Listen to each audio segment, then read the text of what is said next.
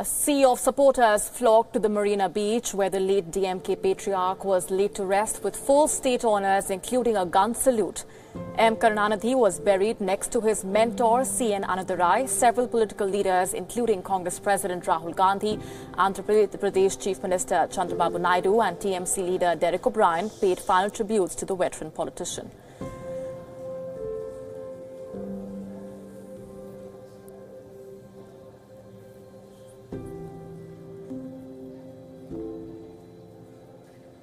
Visibly emotional family members and thousands of supporters bid a teary farewell to the leader.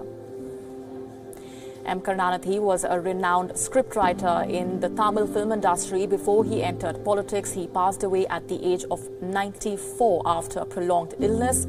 He led the DMK for a period of 50 years.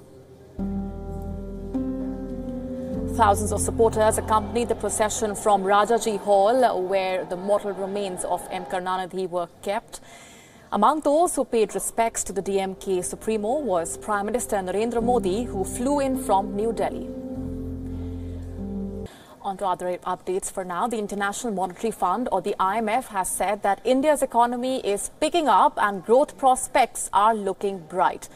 The global monetary body says the uptick in the economy is partly thanks to the implementation of policies such as the goods and services tax. Though it says India's economy has helped to lift millions out of poverty, it also cautioned that India will need to build on the success of its reforms to sustain rapid growth and raise incomes of its 1.3 billion people.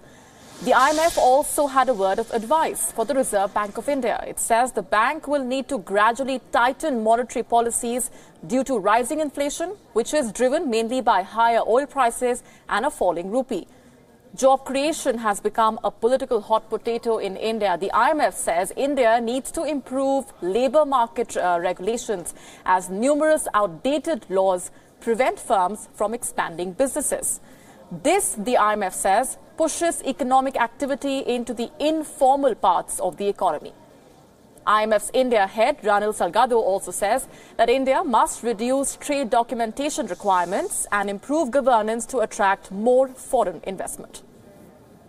And at this point, joining us on the broadcast is Reham Khan herself to speak a little bit about that entire episode. Reham, we saw what happened. We saw the question that you were asked and the way you responded. But tell us of the moments that led to that confrontation. What happened in the few moments before this video was recorded, and what was running through your mind throughout that entire episode?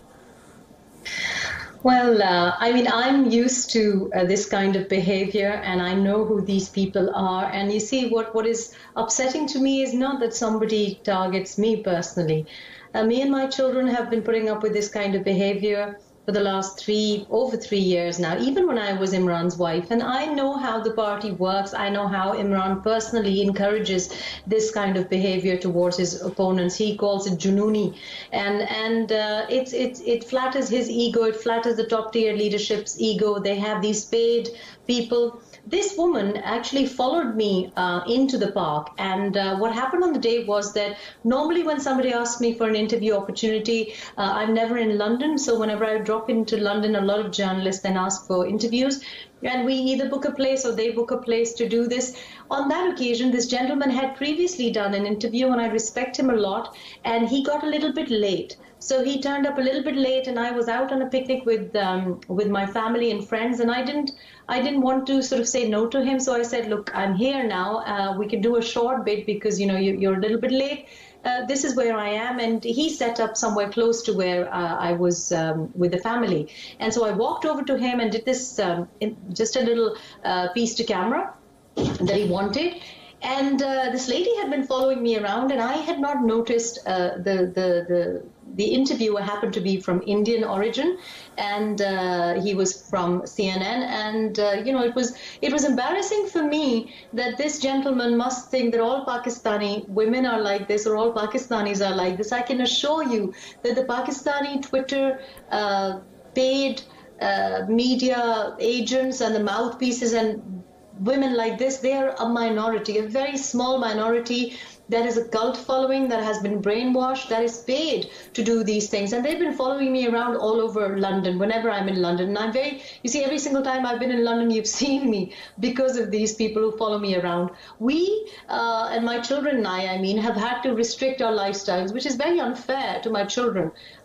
Luckily for us, fortunately for us, we don't have a very active social life, or we don't really go out that much, but it's unfair. I think it's too much to be hounding my children and to be, invading our privacy. And of course, this is an attempt to scare me, threaten me, bully me. What it really does is it actually exposes themselves. So I'm a great believer in, things happen for a reason, and actually this happened 2 weeks ago, and we videoed this woman as well and found out who she was and who she was working for, because she had a lot of space in her mobile phone, and she sort of, followed us around and was harassing the interviewer also. But I do feel that this kind of behavior is now going to increase. This was already this fascism we've seen on media, that Imran doesn't like anyone who criticizes him. Anyone who's interviewed me in the last 2-3 years has immediately received a phone call personally from him. And I've heard these recorded conversations. I've heard him on the speaker, bully my channel owner, other people, interviewers who interview me. And of course, now that he's going to be PM, there's going to be a lot more fascism. There's going to be a lot more threatening and bullying. The gentleman who interviewed me, soon after the book was released, immediately the channel was threatened and all advertising was pulled from the channel. The channel has been so severely disciplined now that they can't use the word rigging on the channel anymore. The second lady who interviewed me was given a rough time for 24 hours on the internet. She was trolled. She was called all sorts of names. Photographs were photoshopped. She was accused of and she did a very tough interview. I thought she was grilling me throughout the interview, but nobody is allowed to give any coverage to me in Pakistan. What this woman was saying,